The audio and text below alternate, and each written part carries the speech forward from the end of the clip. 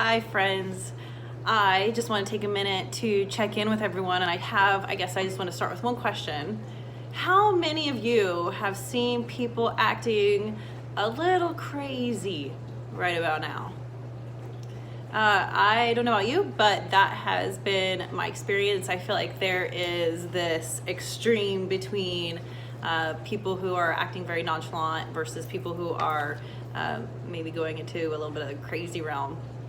But I wanted to take a minute and talk about, I think, one of the things that I've been feeling, which is some intense emotions. And I think with the environment right now, we're not only having our emotions due to, uncertainty, but we're also picking up on a lot of other people's emotions as well. And for me, that's been manifesting in this crazy, weird sadness to the point where it almost feels like this oppressive weight. And I just have tears leaking out of my eyeballs, which I'm a sensitive person anyway, but this has felt a little more than normal. So I went back and was looking at one of my lessons that I had been going over with my seniors because it felt really pertinent to what I've been experiencing right now, and that is emotional intelligence. So that's kind of what I've been trying to practice right now. But to give you guys some background, I thought I would start with the story of an astronaut named Lisa Nowak. I don't know if you guys heard about her, but in February of 2007, this woman learned that an ex of hers had a new lover. And she drove 900 miles from Texas to Florida to confront her ex's new lover. And this whole incident inspired the 2019 movie Lucy in the Sky. And this to me was a perfect example of someone who obviously is highly intelligent. She's an astronaut.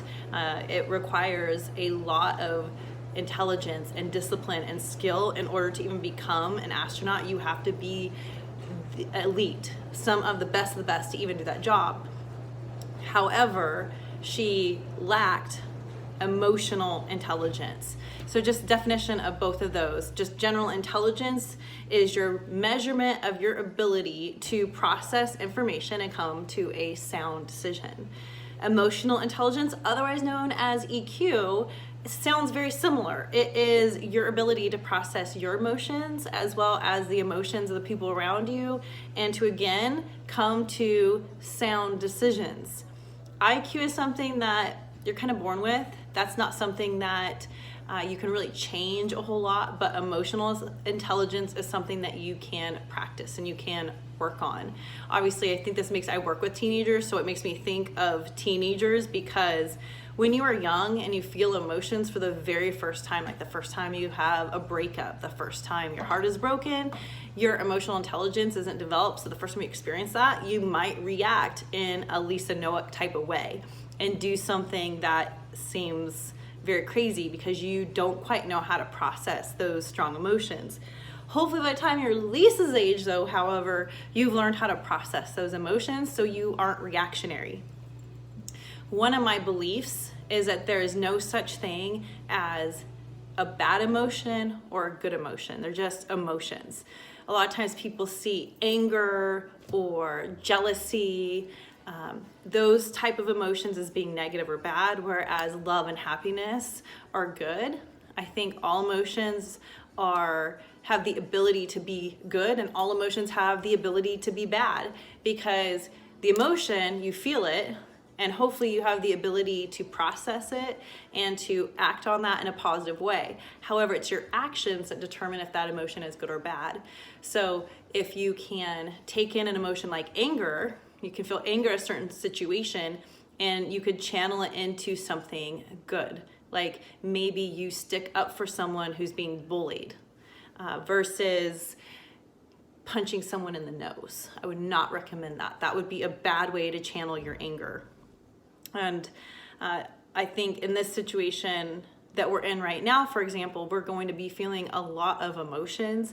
And I would just like to encourage everyone to stop and be an observer of your emotions, whether you're feeling sadness, whether you're feeling anxiety, whether you're feeling stress, whatever that is, because I'm sure that there's a lot of emotions, that you take an opportunity to observe them, to process them, decide how you want to act and what you want to do.